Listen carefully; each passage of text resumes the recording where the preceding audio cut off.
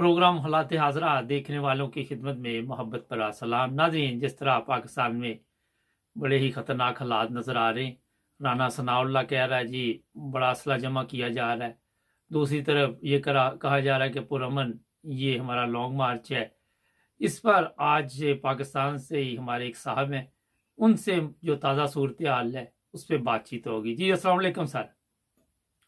वालेकुम अस्सलाम सर के क्या हाल है आपका। हाँ जी, हमारा हाल तो ठीक है। क्या चल रहा है पाकिस्तान में? राना सनाउल्लाह को आजकल बड़ी मुसीबत बनी हुई है कि बड़ा असला जमा हो रहा है और इस्लामाबाद पे कब्जा करने की कोशिश की जाएगी।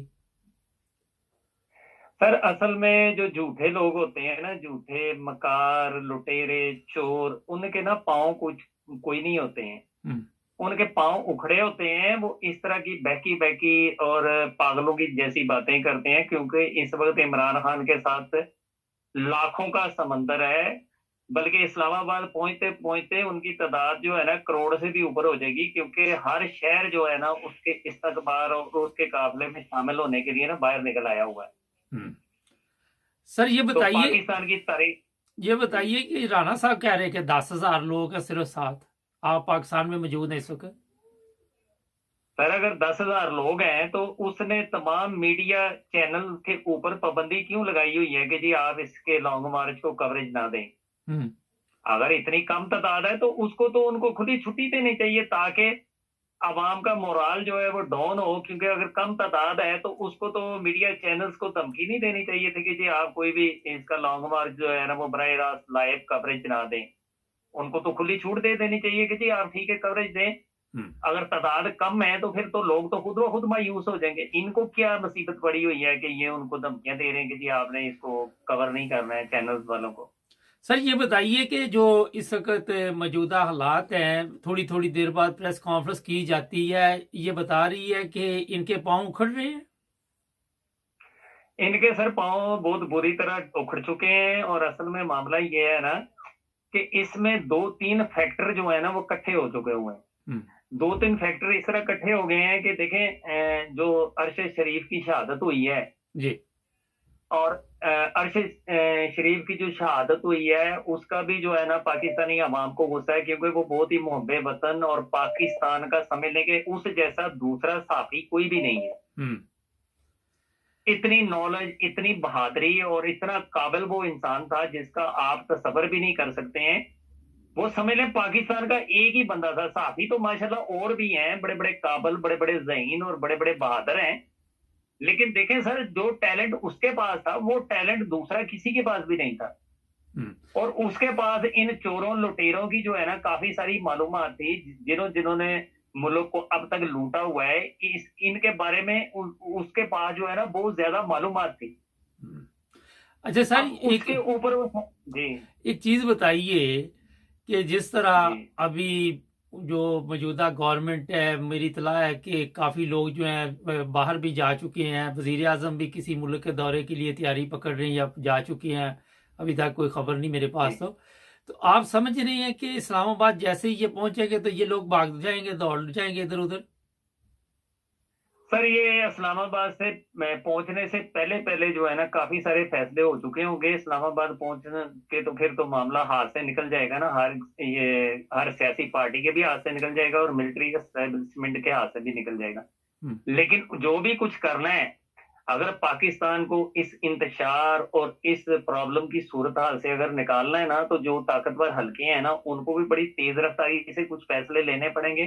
क्योंकि देखें, इमरान खान जो है वो कोई गलत बात तो नहीं कर रहा। हम्म। वो अवाम के हक की बात कर रहा है कि जी अवाम को फैसला करने दें, अवाम जिसको भी पसंद करें। इन अगर चोरों को पसंद करें हुकूमत में लाने के लिए तो ठीक है, अवाम लेके आ जाए।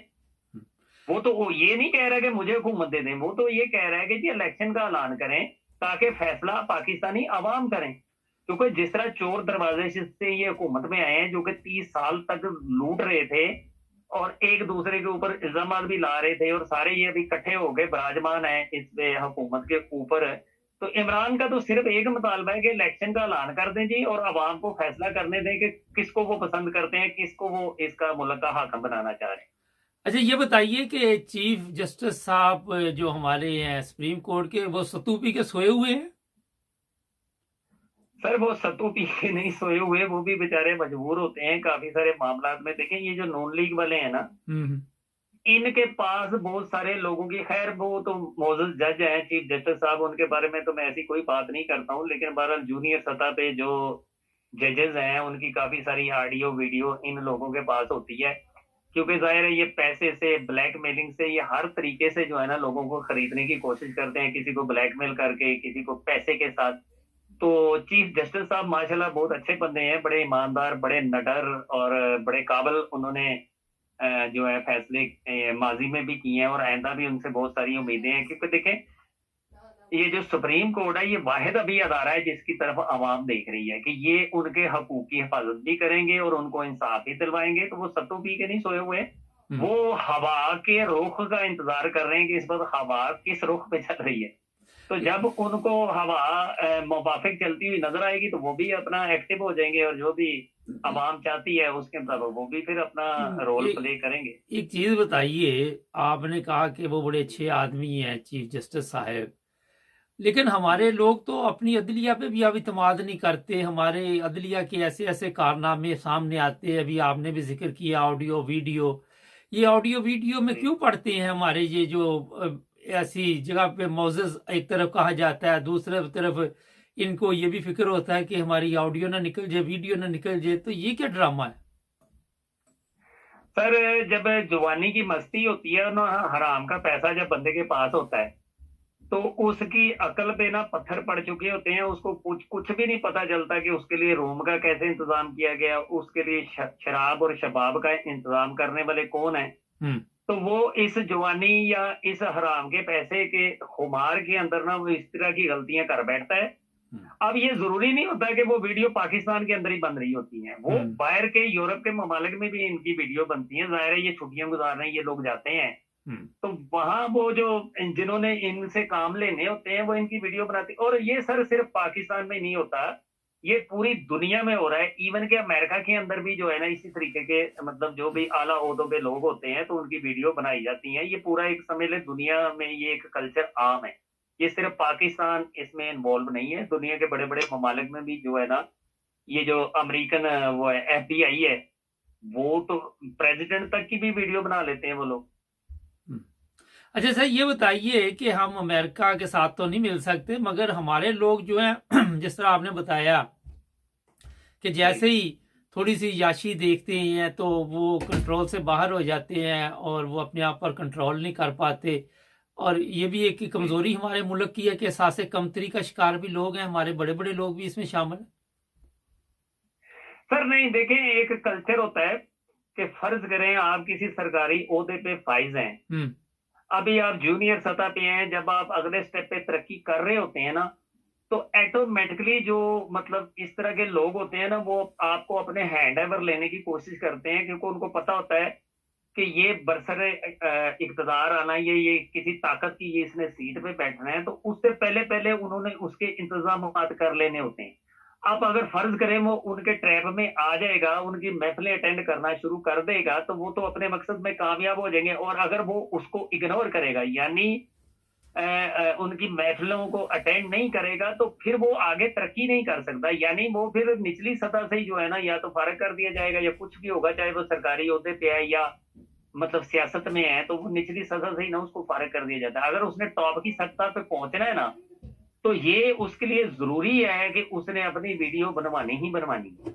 अच्छा वो देखें जब बंदा तरक्की कर रहा होता है तो वो इतना बेवकूफ या पागल नहीं होता कि उसको किसी महफिल में बुलाया गया तो उसके लिए शबाब और शराब का इंतजाम किया गया, तो उसको नहीं पता होगा कि ये मुझे किन लोगों ने बुलाया, तो इन्होंने कैमरे कहाँ फिट किए होंगे।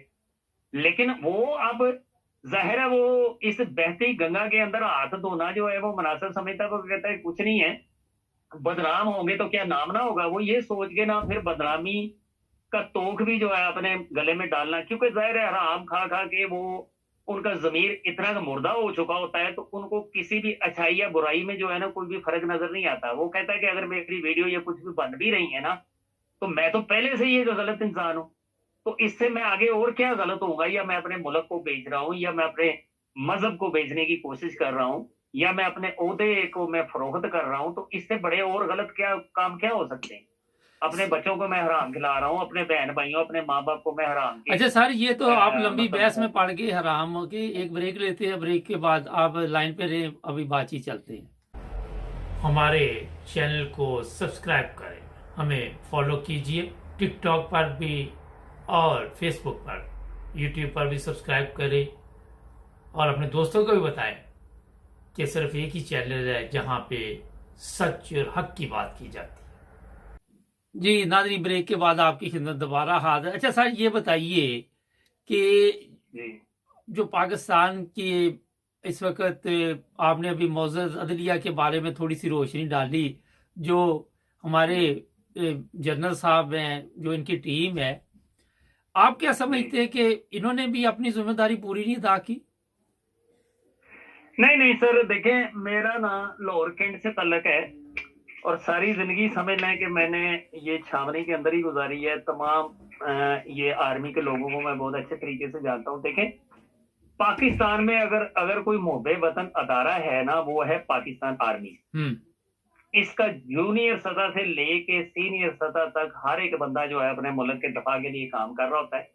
देखिए, इसका मैं अभी अच्छा हुआ कि आपने ये सवाल मेरे से पूछ लिया। मैं खुद भी इसके मौजू पे मैं बात करना चाह रहा था, क्योंकि अभी पिछले दिनों आपने देखा कि दो हमारे मौजूद जो जर्नैल हैं उनकी प्रेस कॉन्फ्रेंस हुई है, और उसमें जो है लेफ्टिनेंट जनरल जो है वो नदीम अंजम साहब और जनरल बाबर इफ्तिखार साहब जी।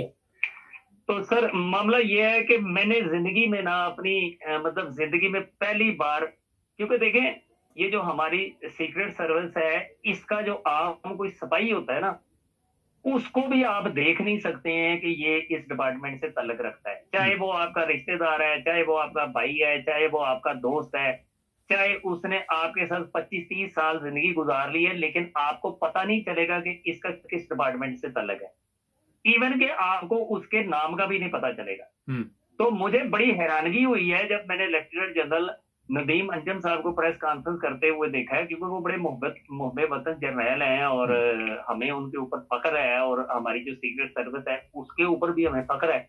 तो मैं बड़ा हैरान हुआ हूं। मैंने कहा जी, इनको प्रेस कॉन्फ्रेंस करने की क्यों जरूरत थी?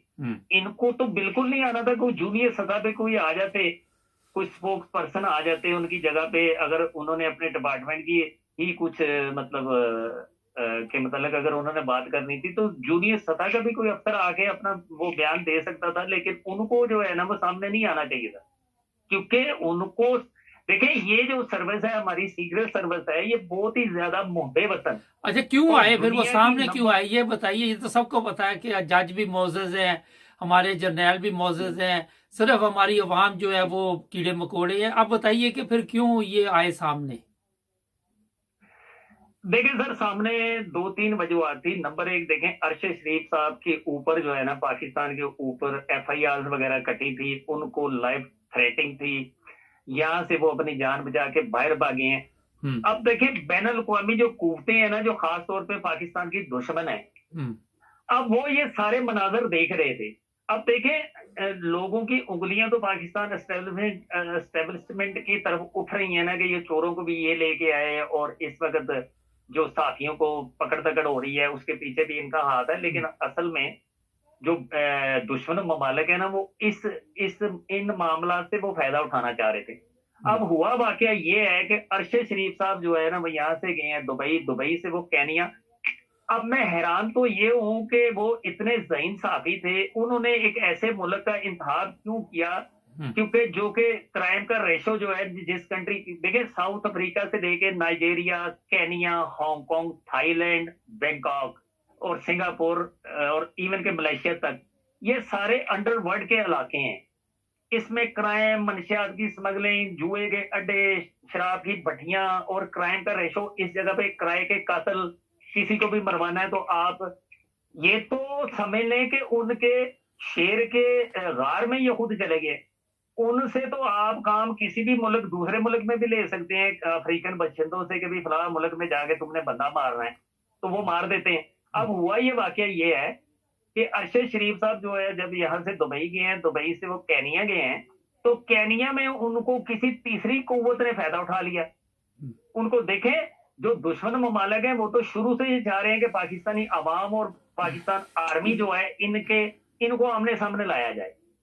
और ये मौका उनके लिए बड़ा बेहतरीन मौका था, क्योंकि सहाफियों की देखे, ये जो पाकिस्तान अथॉरिटी है इनके बदल मैं आपको इतना बता दूं, ये अपने मुल्क के जो पाकिस्तानी शहरी हैं इनको पकड़ पकड़ भी कर सकते हैं, इनको डंडे भी मार सकते हैं, इनको सजाएं भी दे सकते हैं, लेकिन ये जान से नहीं मारते हैं। गायब कर जान देते से ये हैं, सिर्फ उसको गायब कर जान देते से हैं ये बंदे, सिर्फ उसको जी बंदे गायब कर देते हैं, मारते नहीं है। अच्छा चले आगे चले। नहीं, बंदे गैर भी वो करते हैं जिनके मतलब इनको पक्का पता होता है कि कौन सा आज से ये कानून फायरिंग कहता हो है, रही कौन है या सा अमेरिकन कानून से कहता है कि बंदे गायब कर दो, अदालत में पेश ना करो? कौन सा आइन कहता है? पाकिस्तान के आइन में ये है? नहीं, पाकिस्तान के आयन में ये चीज बिल्कुल भी नहीं है कि ये बंदे गायब कर दें या बंदों को जो है नंगा कर दें या उनके कपड़े उतार दें। ये तो किसी भी पाकिस्तान के आयन में लिखा नहीं है ना। नहीं तो वो पाकिस्तानी आयन में तो पाकिस्तानी मोजेज हमारी जो जनरल है, तो ये काम तो वो कर रहे हैं, उनके नाम तो ब्रिगेडियर के आ रहे हैं इस वक्त। सर देखें, अब ये तो अभी एक सियासी मामला हैं। हालांकि इमरान खान साहब को मैं बहुत पसंद करता हूं, बहुत ही ईमानदार, बहुत ही सच्चे, बहुत ही बहादुर वो लीडर है। इस वक्त तमाम पाकिस्तानियों की उम्मीद वो इमरान खान ही है, क्योंकि उन जैसा लीडर पाकिस्तान के अंदर दूसरा कोई भी नहीं है। बाकी तो सारे चोर, उचक्के, लुटेरे, डाकू और दगाबाज और पाकिस्तान को बड़े अर्जा कीमत में बेच देने वाले सियासतदान। लेकिन इमरान वाहिद बंदा है कि जिसको ना तो दौलत की जरूरत है ना उसको शोहरत की जरूरत है, क्योंकि वो वजीर आजम बनने से पहले ही सब कुछ अल्लाह ताला ने उसको दे दिया हुआ था। सर ये बताइए, तो एक सवाल है, ये तो सबको पता है कि वो ईमानदार। ये बताइए, मोअज़्ज़ज़ जनरल जो है मोअज़्ज़ज़ अदलिया, इन्होंने फिर इन चोरों डाकुओं को क्यों लेके आए? इनके केस क्यों खत्म किए? बताइए मुझे। सर ये एक अंडर कवर स्टोरी है। ये मैं चैनल पे तो नहीं आपको बता सकता हूँ, लेकिन ये कभी मेरे साथ आपकी जो है बातचीत हुई ना अलग से इस चैनल के अलावा, तो मैं सारा कुछ आपको बता दूंगा। लेकिन अगर मैं बहुत मजबूर हुआ तो मैं ये भी बता दूंगा कि इनको लेके क्या हो। चले मैं बता ही देता हूँ सर, अब इसमें क्या मैंने पर्दा करना है आपसे। मामला ये है कि देखें, जर्नैल जो है इनको भी पता था कि ये 30 साल से ये चोर लुटेरे डाकू जो है मुल्क को लूट रहे हैं। ठीक है। और जब ये सियासत में आते हैं, तकरीरें करते हैं, तो एक दूसरे के, जरदारी जो है नवाज शरीफ के खिलाफ तकरीरें कर रहा होता था, नवाज शरीफ जरदारी के खिलाफ तकरीरें कर रहा होता था, मौलाना फजलुर रहमान इन दोनों के खिलाफ बातें कर रहा होता था। तो इनका एक नेक्सल जो है ताकत का इस तरह का बना हुआ था कि इनकी ताकत को तोड़ना जो है ना बड़ा मुश्किल था, क्योंकि जरदारी ने सिंध पे कब्जा किया हुआ था, नवाज शरीफ ने पंजाब में कब्जा किया हुआ था, और मौलाना फजलुर रहमान ने मदरसों के बच्चों को यरगमाल बनाया हुआ था। ठीक है जी। अब इस नक्सल को तोड़ने के लिए, अवाम के सामने इनको बिल्कुल ओपन करने के लिए, मतलब पूरी तरह इनको गधा करने के लिए इनको हुकूमत में लेके आएंगे। अब ये अवाम के सामने पूरी तरह ओपन हो चुके हैं, नंगे हो चुके हैं कि ये सब एक ही थे, ये इकट्ठे थे, ये मिल बांट के चोरी कर रहे थे, डाकू थे, सिर्फ अवाम को इन्होंने बेवकूफ बनाया हुआ था। सर ये वजह थी इनको यहाँ लाने की। नहीं तो फिर कल नहीं तो ये बताइए, फिर 2 जर्नैल आके इनकी वो वकालत क्यों कर रहे थे सर? सर ये वकालत नहीं कर रहे थे, कुछ भी नहीं कर रहे थे। अच्छा। अब आप मुझे ये बताएं कि जब इमरान खान की हुकूमत को सिर्फ 1.5 साल बाकी था, यानी 3.5 साल उसकी हुकूमत हो चुकी थी, और उसकी पॉपुलैरिटी का ग्राफ जो है वो बहुत ज्यादा नीचे जा चुका था। ये पता है ना आपको? नहीं, ये तो सब पता करें, वो 1.5 साल उसकी जो पॉपुलैरिटी का ग्राफ था वो बहुत नीचे जा चुका था, और मजीद वो 1.5 साल अगर हुकूमत करता तो आइंदा इलेक्शन में वो जाता, तो उसको इस तरह की पजीराई अवाम में हासिल ही नहीं होनी थी। नहीं तो मतलब उसकी पॉपुलैरिटी बहुत ज्यादा कम हो चुकी थी। और दूसरी बात यह है कि देखिए, असेंबली के अंदर उसकी ताकत नहीं थी। मुख्तलिफ छोटी मोटी पार्टियां जो थी, वो कोई भी कानून पास करने लगता था वो ब्लैकमेल करते थे। तो इसलिए उसको चाहिए थी भारी अक्सरियत, और इन चोरों को जो है ओपन करना था अवाम के सामने। तो इसलिए ये अवाम के सामने अब हो चुके हैं बिल्कुल ओपन, सारे इकट्ठे हो चुके हैं, अवाम को पता चल चुका है, और इमरान खान जो है वो पॉपुलर हो चुका है, सारी अवाम अब उसके साथ है। बस ये मकसद था सर उनको लाने। अच्छा चले, अल्लाह करे यही मकसद हो। अच्छा, अब मुझे एक बड़ा अहम सवाल है जिससे मैं आपसे पूछना चाहता हूँ कि गद्दार एक ऐसा लफ्ज है, ऐसा दाग है, जन्नत याह्या पे लगा था, और उसके बाद मेरा ख्याल है कि अब फिर ये लफ्ज दोबारा दोहराया जा रहा है। आप बता रहे हैं कि आपका भी कोई तल्लक है, तो इतना बड़ा इल्जाम जिस आदमी पे लग जाए, उसका ज़मीर उसे मलामत करता है वैसे?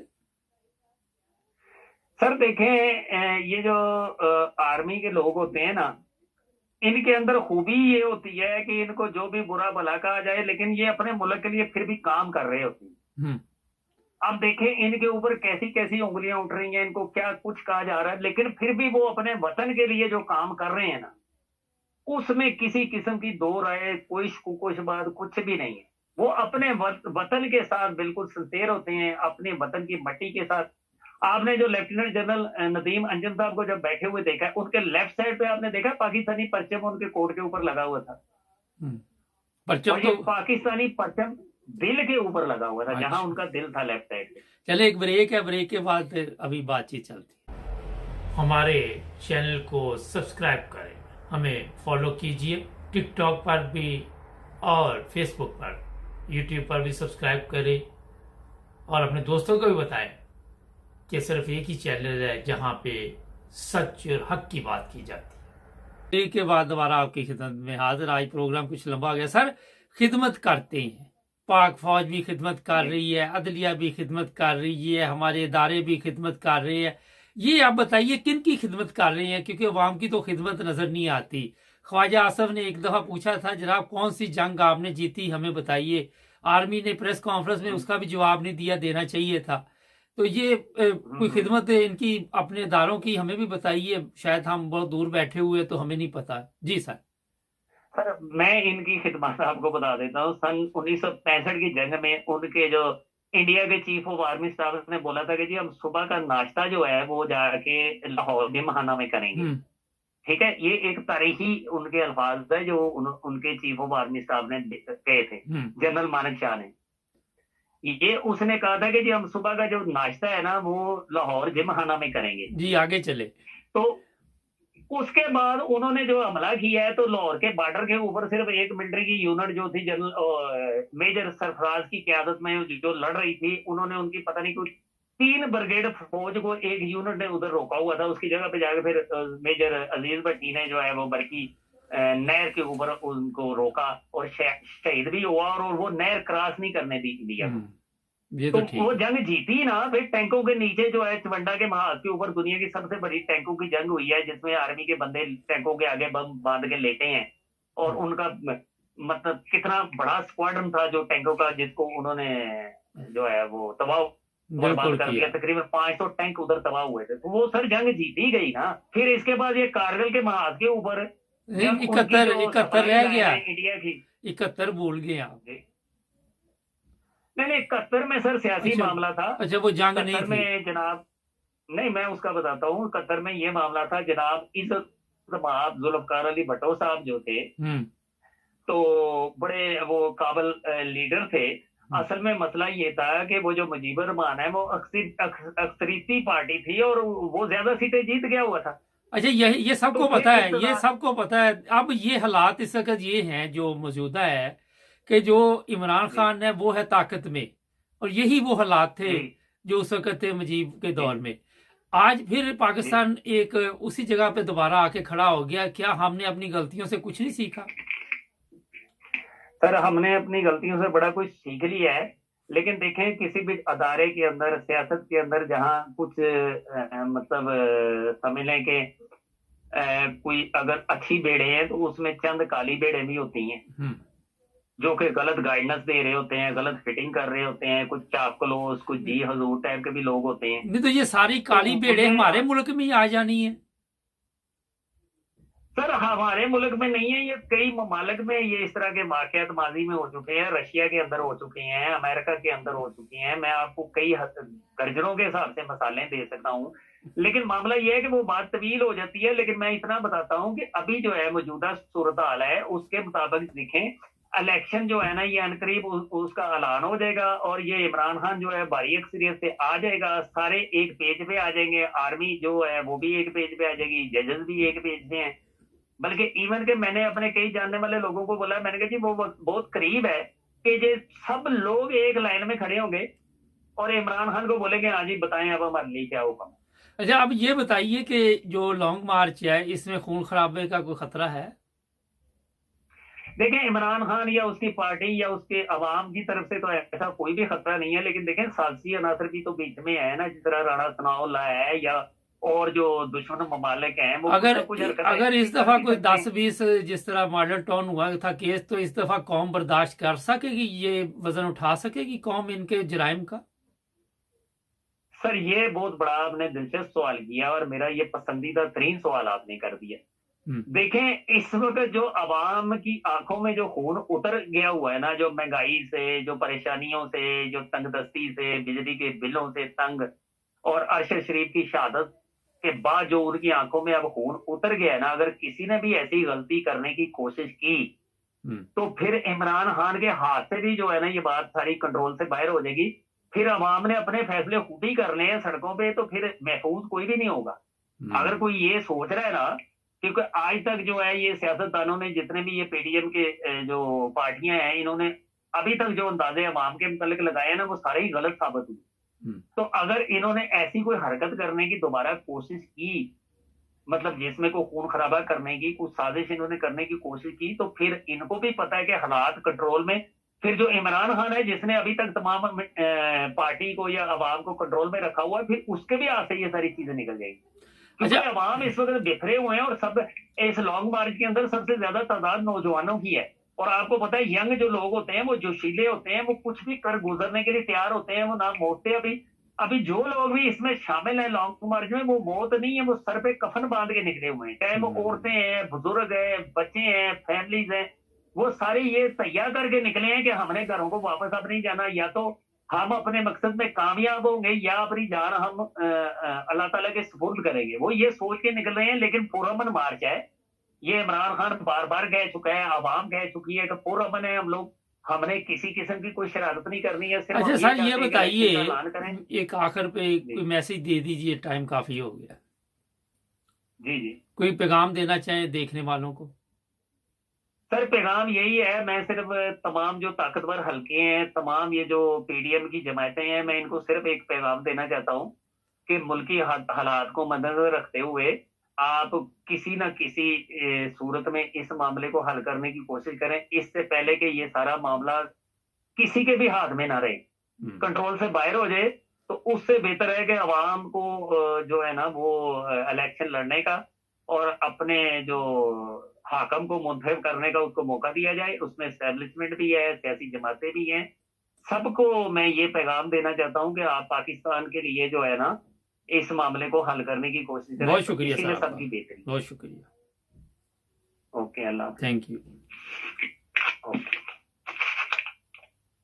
नाजरीन, निकलो पाकिस्तान की खातिर हमारा जो चैनल है उस पे हर बंदे को मौका दिया जाए। देखें, जो बातें भी उन्होंने की मैंने बड़ी आराम से तहम्मुल से सुनी। लोग कहते हैं जी पीटीआई का ये चैनल है, किसी सियासी पार्टी से हमारा कोई तल्लुक नहीं, सिर्फ पाकिस्तान से है।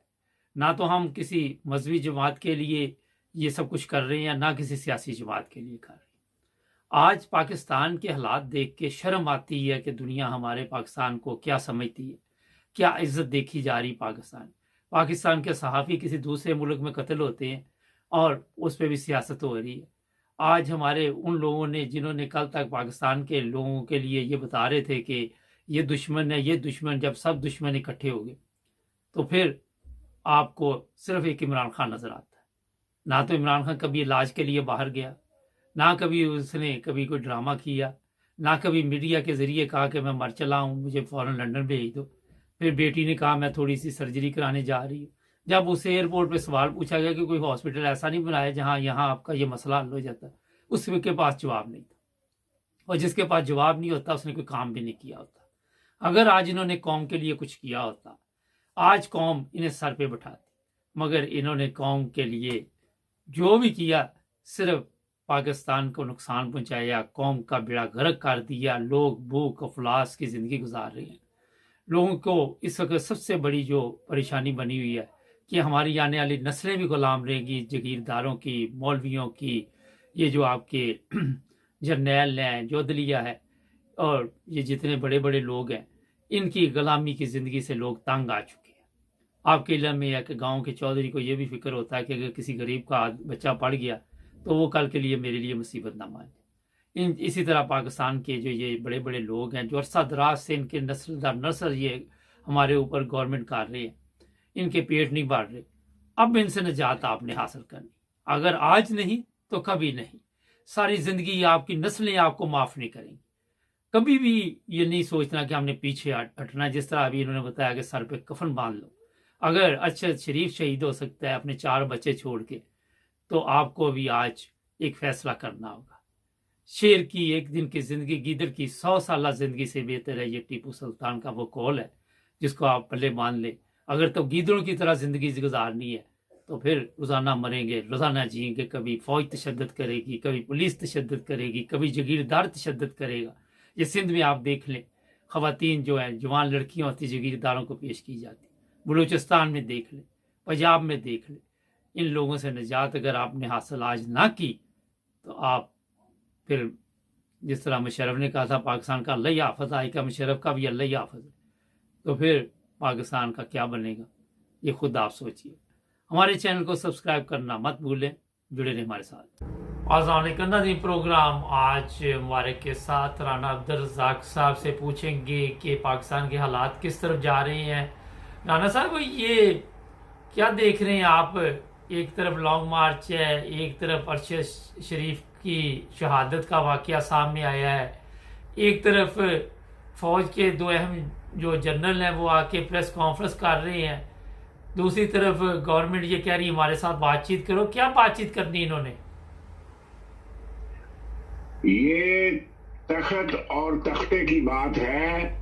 अब अगर लॉन्ग मार्च कामयाब होता है तो सिलेक्टेड गवर्नमेंट जाती है और फौज की जो है ना बालादस्ती वो भी फ्यूचर में खत्म हो जाएगी अगर इन्होंने लॉन्ग मार्च को एक्सेप्ट किया या लॉन्ग मार्च का इफेक्ट हो गया सब कौम पर। फिर लॉन्ग मार्च वालों की मानी जाएगी फ्यूचर में। इस डर से ये जो सारी ताकतें हैं इकट्ठी हो गई हैं इमरान खान के खिलाफ, वो चाहती हैं कि किसी न किसी तरीका से लॉन्ग मार्च फेल हो जाए। अगर ये कामयाब हो गया तो ब्यूरोक्रेसी की, आर्मी की, सिलेक्टेड गवर्नमेंट की मौत वाक़या हो जाएगी।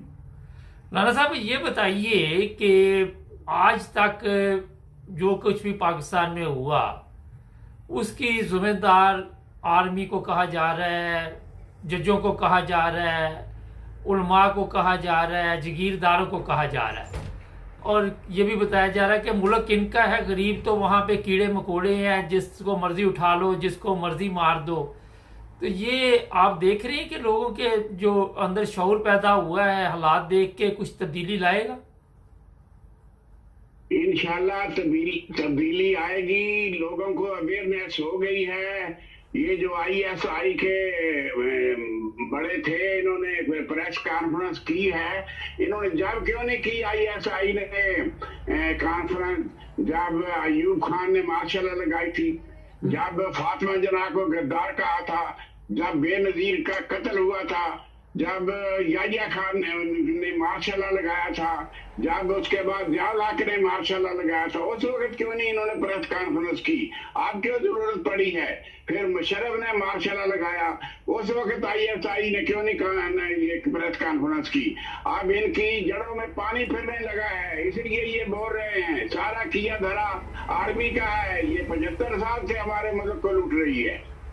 राना साहब, ये बताइए कि जरदारी ने भी धमकी दी, दूसरे लोग भी देते रहे, नवाज भी, फजल रहमान भी। आर्मी की भी कोई कमजोरियां इनके काबू में हैं जो अब आर्मी इनको अब कहते हैं ये ठीक कह रहे हैं? ये पहले तो एक दूसरे के खिलाफ बोलते थे। आर्मी की बहुत सी कमजोरियां हैं मगर वो सफा करताज पर आने नहीं देती। ये इतनी इनका होल्ड है। लफाफी इन्होंने संभाल रखे हैं, मीडिया इन्होंने संभाल रखा है, बड़े बड़े जो लीडर हैं उनसे मिली भगत है। इनकी सारी हुकूमत ही आर्मी की है हमारे मुल्क में। हमारी मुल्क को यही है, आर्मी ने सारा कुछ किया है। इस घर को आग लग गई घर के चिराग से। लेकिन ये बताइए कि पूरी आर्मी तो इसमें कसूरवार नहीं। जिस तरह अवाम के ऊपर चंद लोग हुकूमत कर रहे हैं, इसी तरह आर्मी के ऊपर भी जो चंद ऑफिसर आते हैं। जी जी, आर्मी से मुराद ये अपर हैंड जो लोग हैं, जनरल है, लेफ्टिनेंट जनरल है, ब्रिगेडियर से ऊपर ओहदेदार हैं, ये लोग मुलव्वस हैं।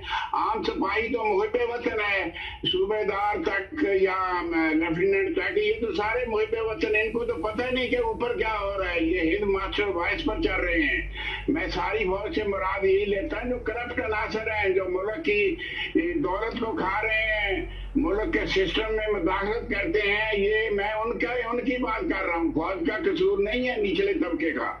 राणा साहब, ये भी कहा गया कि हम गद्दार नहीं है, गलतियां हमसे हुई है। वो जिस तरह वो एक ड्रामा था शर्तिया मीठे कि सीएन ने नहीं बस टुर के चलने हैं, अटो के चलने हैं। ये बताइए गलती क्या होती है और गद्दारी क्या होती है? अगर ये गद्दार नहीं है तो ये हमूद रहमान कमीशन ढाका फाल के बाद जो मरतब हुई, जुडिशरी ने मरतब की, उसको छाया करे। और जब वो ढाका फाल हुआ था, वो एक न्याजी ने, अब्दुल्ला न्याजी ने हथियार फेंके थे, तो उसकी रिपोर्ट शायद छाया करे। जो ढाका में जो कुछ हुआ है, वो अगर वही छाया हो जाए तो इनके सामने आईना आ जाएगा, दुनिया थू थू करेगी आर्मी पर। आप क्या समझते हैं कि आज लोगों के दिलों में अपने जर्नैलों के खिलाफ जो नफरत है उसमें इजाफा हुआ है? बेशक, क्योंकि अब इनके सारे जो है ना धंधे वो बाहर आए हैं। लोगों ने बताया है, जनरलों के जो किरदार हैं, चंद जनरलों के, उन्होंने कौम को शर्मा दिया है। और इनका जो है कच्चा चट्टा सारा बाहर आ गया है, दुनिया देख रही है, दुनिया इनको गद्दार कह रही है, बड़े बड़े रसाले छाप रहे हैं जनरलों की करतूतों पर। राणा साहब, ये भी मुझे कल एक हमारे दोस्त ही हैं जर्मनी से, उनकी कॉल आई कि इनकी प्रेस कॉन्फ्रेंस का मतलब ये था कि हम मौजूदा गवर्नमेंट के साथ हैं। आप क्या समझते हैं ये मैसेज? कोई शक नहीं, इसमें कोई शक नहीं। ये एक पेज पर है, ये अमेरिका, इसराइल और इंडिया के ये मफाद में काम कर रहे हैं।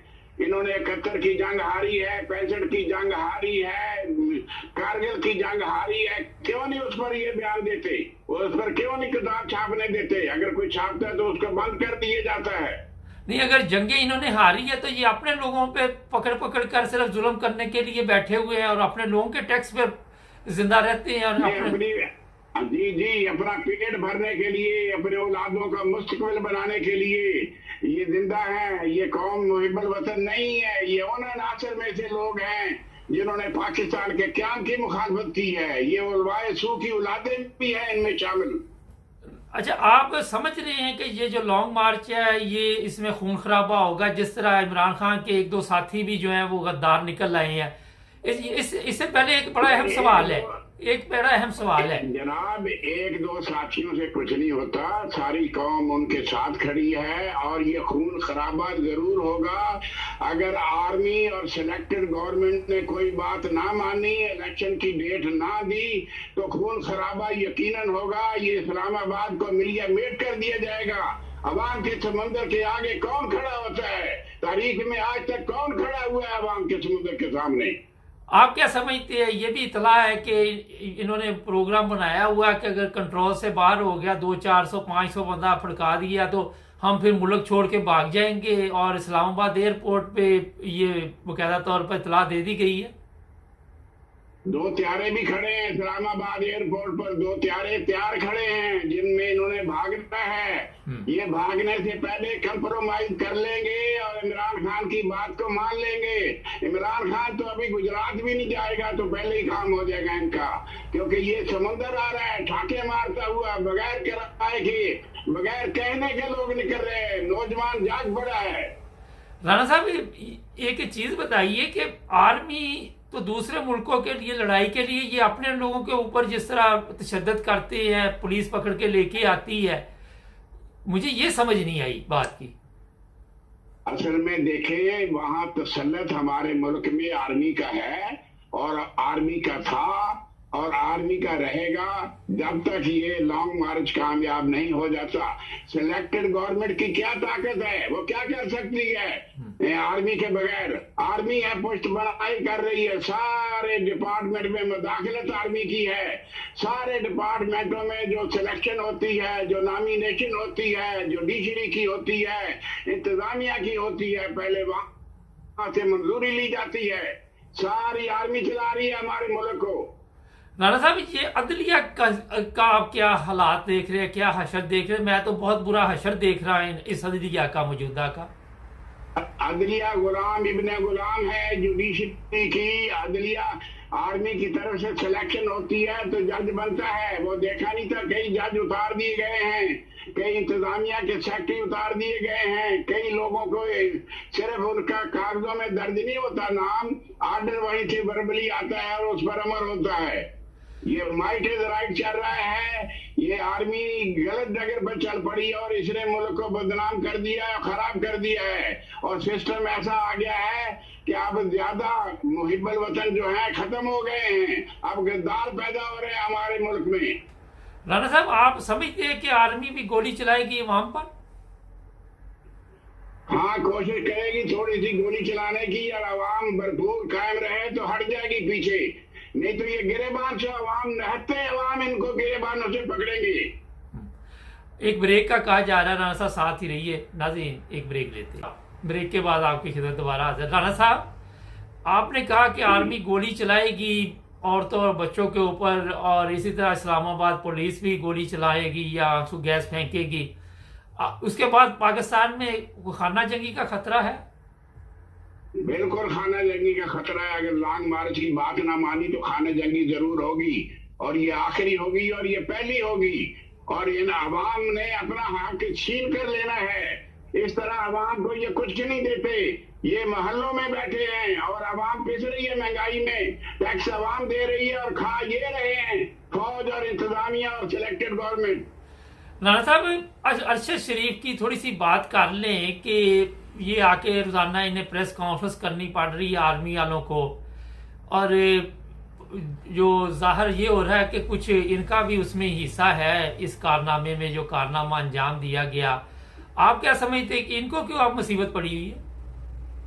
मेरी बात सुने, अगर अरशद रशीद को इन्होंने नहीं मरवाया तो ये इन्होंने मीडिया पर पाबंदी क्यों लगाई है, टीवी पर पाबंदी लगाई है, मीडिया पर पाबंदी लगाई है, अखबारों पर पाबंदी लगाई है कि अरशद शरीफ का जिक्र नहीं किया जाए, उसके बारे में कॉलम ना लिखे जाएं, उसके बारे में इंटरव्यू ना दिए जाएं। और ये सिलेक्टेड गवर्नमेंट ने और आर्मी ने कितना अफसोस किया है अरशद शरीफ पर। ये सीएमसी साहब जाए वहां जाकर उसकी वालदा से अफसोस करके आए। इनमें जरूरत नहीं है इखलाकी के जाकर अफसोस करके आए, क्योंकि कातिल यही समझे जाते हैं और ये हैं कातिल। राणा साहब, ये बताइए कि जो अरशद शरीफ की शहादत है वो कोई रंग लाएगी? बिल्कुल रंग ला रही है।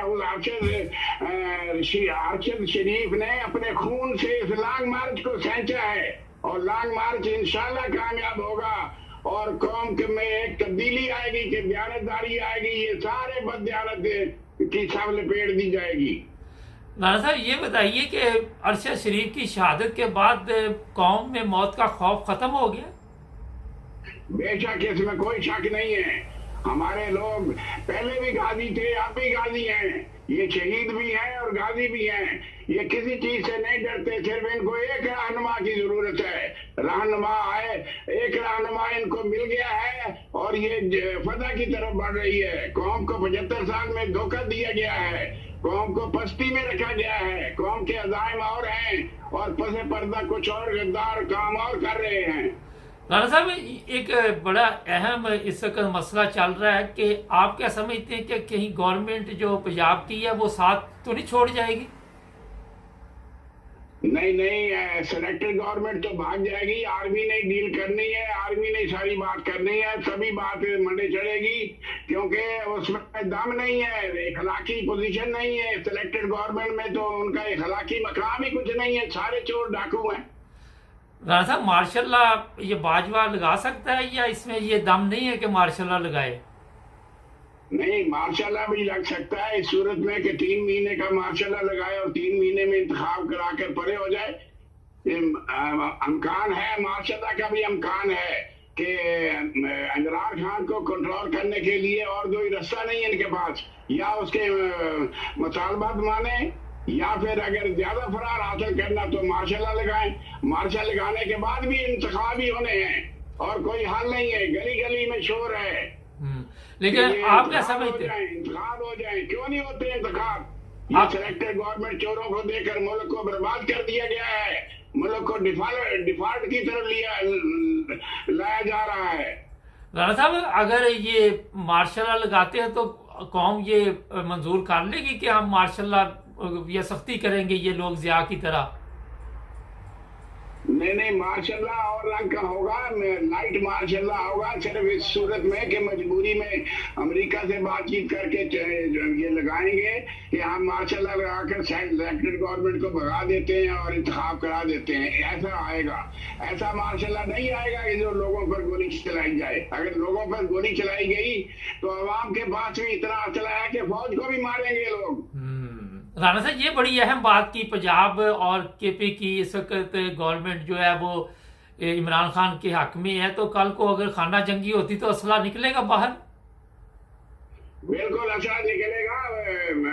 पेशावर में तो बनता ही असला, दरा आदम खेल में तो तोपे बनती है भाई, सारा कुछ वहाँ है। और ये असला तकसीम हो गया है सारे मुल्क में। अब ये फौज ये ना समझे कि असला नहीं है। हर घर में एक नजायज कलाशनकोव और एक 12 बोर बंदूक का लाइसेंस वाली रखी हुई है। राणा साहब, कितने लोगों को ये पकड़ लेगी? आज शेख रशीद को भी पकड़ने के चक्कर में लगे हुए हैं। और इनके पास तो जेलें नहीं है, जेल भी पंजाब की यूज करनी पड़ेगी या पख्तूनख्वा की। इनके पास जेलें किधर हैं? इनके पास इतने लोगों को तो ये बिठा ही नहीं सकते, ये तो खाना नहीं दे सकते इन लोगों को पानी नहीं दे सकते, इतनी आवाम जाएगी। 30 लाख का मजमा इस्लामाबाद की तरफ बढ़ेगा। राणा साहब, अरशद शरीफ की इंक्वायरी करने के लिए जो 2 बंदे गए हैं वो क्या इंक्वायरी करेंगे? ना तो कौम उनको मान रही है, ना किसी को उनके ऊपर इत्मीनान है। ये कौन सा एक नया ड्रामा? वो फॉर्मेलिटी है, सिर्फ फॉर्मेलिटी है। ये सारे मानसूस पूछने के तरीके हैं और कुछ नहीं होगा अरशद शरीफ पर। राणा साहब, ये आज कमेटी बनाएगी 9 लोगों की, तो राणा सनाउल्लाह को बना दिया गया चेयरमैन। राणा सनाउल्लाह की औकात क्या है? वो क्या करेगा इस कमेटी का? राणा सनाउल्लाह को ऐसे हुआ बना के पेश किया जा रहा है। वो सिलेक्टेड गवर्नमेंट का हिस्सा है, उन डाकू चोरों का ये साथी है। इनमें अखलाकी जरूरत नहीं है कि ये लोग इमरान खान का मुकाबला या उसको फेस कर सके। ये लोग तो सारे बदनामे जमाना लोग हैं। कौन सा बंदा है जिस पर इत्मीनान किया जा सकता है? कौम को सारा पता है, सब नौजवानों को पता है कि कौन डाकू है, कौन चोर है। और इमरान खान को अपने बदले में ऐसे चोर कहने लग गए हैं। इमरान खान चोर नहीं है, वो ईमानदार बंदा है, अमीन और दयानतदार है वो। हाँ राणा साहब, मैं एक बड़ा अहम सवाल पूछने लगा था, जेहन से निकल गया। ये गद्दार सारे हमारे मुल्क में पैदा होने थे। वो फैसल वाडा भी एक गद्दार निकल आया इमरान खान का। देखिए, हमारे मुल्क में गद्दार बनना फैशन है। हमारे मुल्क में दूसरे का माल खाना फैशन है। हमारे मुल्क का दूसरे की बहू बेटियों से जना करना ये फैशन बन चुका है पाकिस्तान का। ये इस्लामाबाद का, ये इस्लाम नहीं है। पाकिस्तान इस्लामाबाद है। ये हर किस्म का करप्ट आदमी आपको मुसलमानों में मिलेगा हर जगह। और पाकिस्तान में तो माशाअल्लाह ऐसे गद्दार और डाकू लोग किराए पे लिए लेते हैं दूसरे मुल्क। आप समझते हैं कि कोई गवर्नमेंट की तरफ से जो इस वक्त धरने की तरफ जा रहे हो उसके अंदर कोई इंतशार फैलाने की कोशिश की जाएगी? हाँ, बेशक ऐसे होते हैं ड्रामे, ऐसे होंगे लाजमी। गलत बयानियां होंगी, गलत बयान होंगे। जब तक लॉन्ग मार्च एंड पर जाता है उससे पहले मीडिया ट्रायल होंगे, उसमें गलत खबरें दी जाएंगी। इमरान खान बिक गया है वगैरह वगैरह, ऐसे बहुत सी बातें आएंगी जिन पर गौर करना पड़ेगा। राणा साहब, आप समझते हैं कि इस्लामाबाद पुलिस जो है वो जो कंटेनर लगा के बैठी हुई है, ये कितनी देर अवाम का मुकाबला कर सकेंगे? नहीं कर सकती। बेचारी पुलिस का क्या कसूर है? ऊपर से ऑर्डर है। पुलिस तो हमारी है, पुलिस कोई उनकी थोड़ी है। उनके पुलिस तो हमारी है, इस्लामाबाद की। फौज भी हमारी है। हमने ना उनको मारना है ना उन्होंने हमें मारना है। अगर हवाई फायरिंग कुछ की भी गई तो वो फॉर्मेलिटी होगी।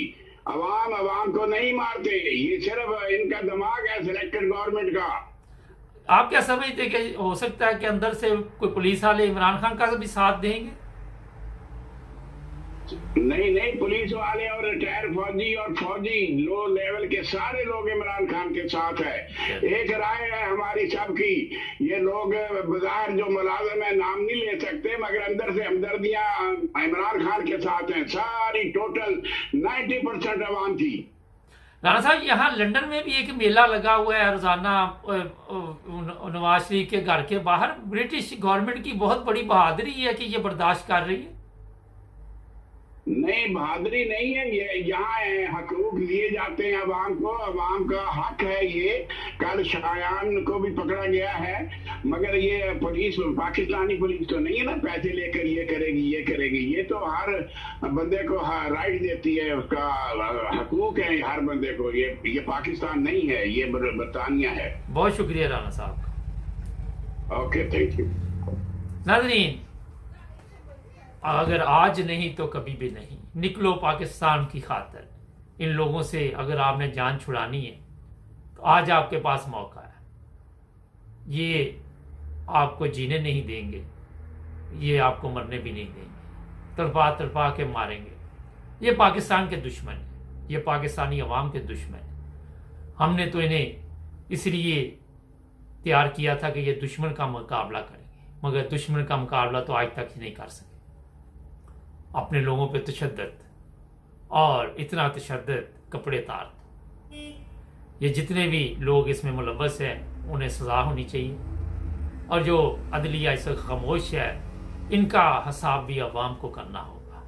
वही हिसाब होगा जो कज़ाफ़ी के साथ हुआ। अवाम के सपुर्द किया जाएगा इन्हें, और अवाम फिर अपनी अदालत में इनका फैसला करेगी। ये अदालतें हमारे लिए एक बेकार चीज़ है, नुकसान है पाकिस्तान का। जो इतनी भी अदालतें पाकिस्तान में, इनके अंदर तब्दीली बहुत ज़रूरी है। ऐसी अदलिया चाहिए जो यूरोप में है, जो लोगों के मसाइल हल करती है, जो लोगों के लिए इंसाफ पैदा करती है। ऐसी अदलिया नहीं चाहिए जो शराब और शबाब की महफिलें सजाती है, जिनकी वीडियो बनती है। ऐसे जर्नैल नहीं चाहिए जो एक दूसरे के काने हों और उनकी वीडियो बनी हो और उनको इस्तेमाल किया जाता हो। हमें ऐसे मुहिब्बे वतन पाकिस्तानी जर्नैल चाहिए जो पाकिस्तान की कौम के साथ खड़े हों, जो पाकिस्तान के दर्द को समझे, जो अवाम के दर्द को समझे। ऐसी अदलिया चाहिए जो पाकिस्तान के लोगों को इंसाफ दे सके। ऐसी अदलिया नहीं चाहिए जो इसको एक कॉल आए तो रात को अदालतें लगा के बैठ जाए। हमारे चैनल को सब्सक्राइब करें, जुड़े रहे हमारे साथ। अस्सलाम वालेकुम नाज़रीन, प्रोग्राम आज पाकिस्तान के साथ हुआ ये है कि लोग बड़े नाराज़ हैं, और बड़ी मुश्किल जो भी प्रोग्राम किए जाते हैं उसमें यही कहा जाता है कि अखलाक के दायरे में रह के हम प्रोग्राम करें, क्योंकि हमारे चैनल के ऊपर लोग जब गुस्से में आ जाते तो मुझे फिर रिकॉर्डिंग बंद करनी पड़ जाती है। क्यूम साहब हमारे साथ है इस वक्त इटली से। चलते उनके बाद। अस्सलाम वालेकुम साहब। यकूब नाम जी मेरा। यकूब साहब जी, यकूब साहब क्या कहेंगे आज के हालात पे? क्या समझते हैं ये जो इमरान खान का जो इस वक्त लॉन्ग मार्च है उसके बारे में आप क्या कहेंगे? जी हजूर, जी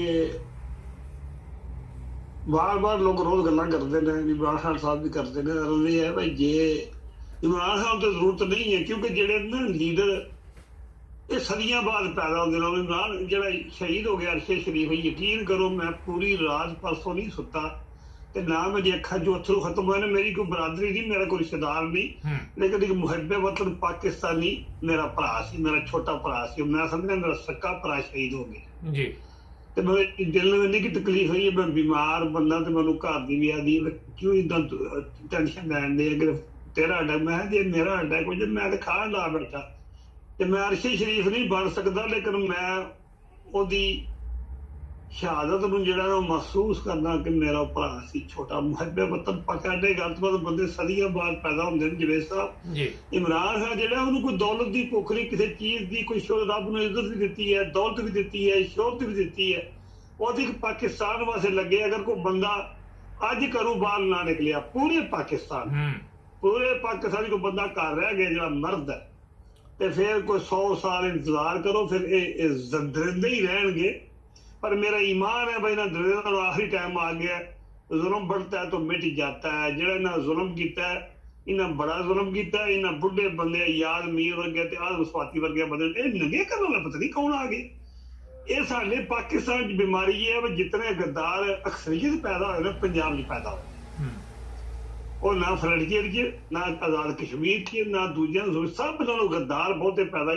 ਦੂਜਾ ਗੱਲ ਇਹ ਵੀ ਜਿਸ ਤਰ੍ਹਾਂ ਇੱਥੋਂ ਯਹੂਦੀ ਨਸਲ ਨੇ ਕਰਾਚੀ ਸ਼ਹਿਰ 'ਚ ਹੋਏ ਅਕਸਰੀਅਤ ਹੈ, ਉਹਨਾਂ 'ਚ ਕੁਝ ਰਹਿ ਗਏ ਨੇ ਪਾਕਿਸਤਾਨ 'ਚ। ਪਤਾ ਜੇ ਤੁਹਾਨੂੰ ਪਤਾ ਇਹ ਨਹੀਂ ਪਤਾ ਪਿੱਛੇ ਜੇ 19 ਮੌਲਵੀ ਪਕੜੇ ਗਏ ਨੇ, ਟਾਪ ਦੇ ਖਤੀਬ ਪਾਕਿਸਤਾਨੀ ਚੋਟੀ ਦੀਆਂ ਮਸਜਿਦਾਂ ਉਹ ਸਾਰੇ ਹਿੰਦੂ ਹੈ, ਲਿਬਾਦਾ ਉੜੇ ਹੈ, ਉਹਦੇ 'ਚ ਹਿੰਦੂ ਵੀ ਇੱਥੇ ਨੇ ਜਿਹੜੇ ਮੁਹੱਬੇ ਵਤਨ ਸਿੱਖ ਨੇ ਜਾਂ ਹਿੰਦੂ ਨੇ, ਉਹ ਪਾਕਿਸਤਾਨ ਦੇ ਹਾਲਾਤ ਨਹੀਂ ਹਨ, ਉਹ ਸਹੀ ਇੱਥੇ ਦੇ ਨੇ, ਉਹ ਅਕਲੀਅਤ ਵਿੱਚ ਹੈ ਨਾ, ਇੱਕ ਨੂੰ ਮੁਹੱਬੇ ਵਤਨ ਨੇ।